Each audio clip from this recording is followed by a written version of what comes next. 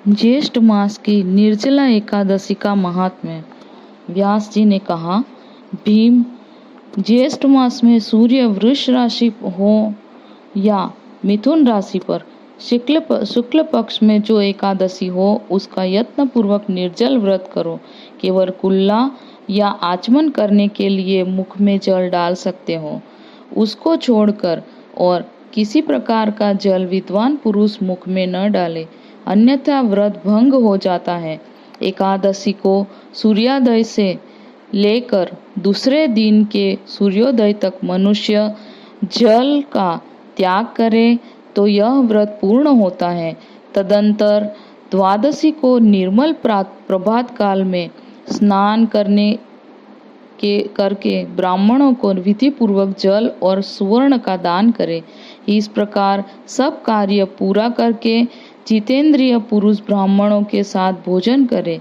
वर्ष भर में जितनी एकादशियां होती है उन सब का फल निर्जला एकादशी के सेवन से मनुष्य प्राप्त कर लेता है, इसमें तनिक भी संदेह नहीं है। शंख, चक्र और गदा धारण करने वाले भगवान केशव ने मुझसे कहा था कि यदि मानव सबको छोड़कर एकमात्र मेरी शरण में आ जाए और एकादशी को निराहार रहे तो वह सब पापों से छूट जाता है। एकादशी व्रत करने वाले पुरुष के पास विशालकाय, विकराल आकृति और काले रंग वाले दंड पाशधारी भयंकर यमदूत नहीं जाते।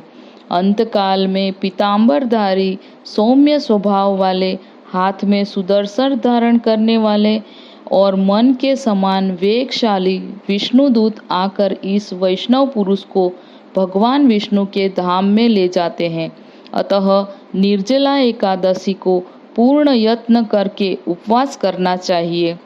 तुम भी सब पापों की शांति के लिए यत्न के साथ उपवास और श्री हरि का पूजन करो। स्त्री हो या पुरुष, यदि उसने मेरु पर्वत के बराबर भी महान पाप किया हो तो वह सब एकादशी के प्रभाव से भस्म हो जाता है। जो मनुष्य उस दिन जल के नियम का पालन करता है वह पुण्य का भागी होता है। उसे एक एक पहर में कोटि कोटि स्वर्ण मुद्रा दान करने का फल प्राप्त होता है, सुना गया है।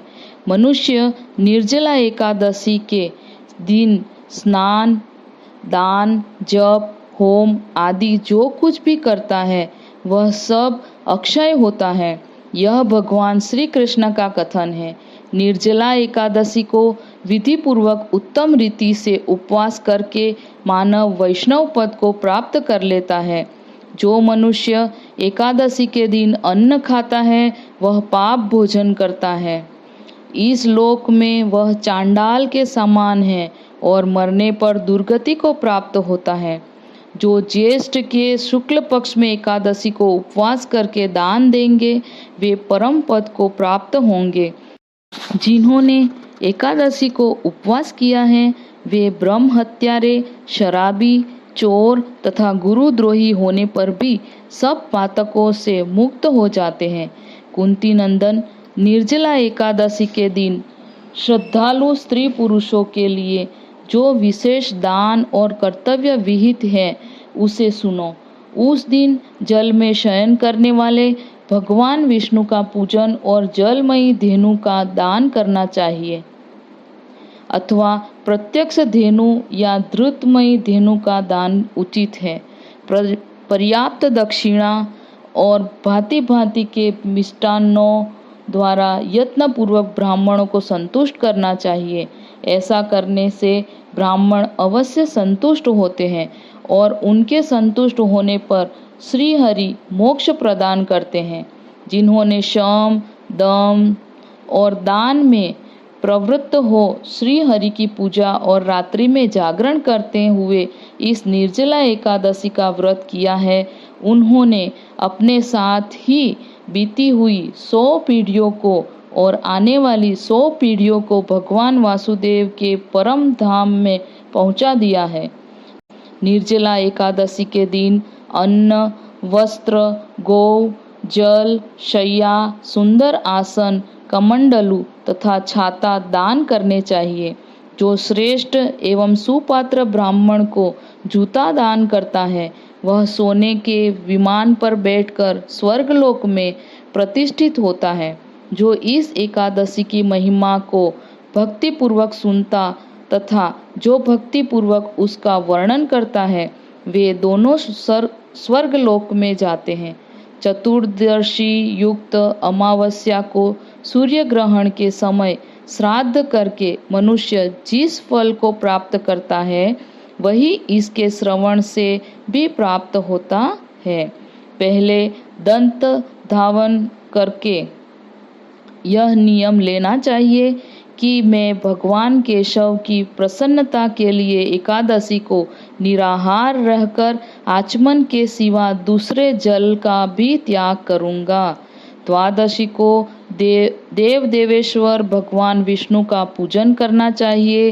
गंध, धूप, पुष्प और सुंदर वस्त्र से विधि पूर्वक पूजन करके जल का घड़ा संकल्प करते हुए निम्नांकित मंत्र का उच्चारण करें।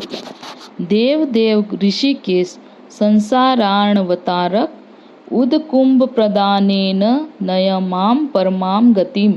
संसार सागर से तारने वाले देव देव ऋषिकेश, इस जल के घड़े का दान करने से आप मुझे परम गति की प्राप्ति कराइए। भीमसेन, ज्येष्ठ मास में शुक्ल पक्ष की जो शुभ एकादशी होती है उसका निर्जल व्रत करना चाहिए तथा उस दिन श्रेष्ठ ब्राह्मणों को शक्कर के साथ जल के घड़े दान करने चाहिए। ऐसा करने से मनुष्य भगवान विष्णु के समीप पहुंचकर आनंद का अनुभव करता है। तत्पश्चात द्वादशी को ब्राह्मण भोजन कराने के बाद स्वयं भोजन करे। जो इस प्रकार पूर्ण रूप से पापनाशिनी एकादशी का व्रत करता है वह सब पापों से मुक्त हो अनामय पद को प्राप्त होता है। यह सुनकर भीमसेन ने भी इस शुभ एकादशी का व्रत आरंभ कर दिया। तब से यह लोक में पांडव द्वादशी के नाम से विख्यात हुई। एकादशी मात की जय।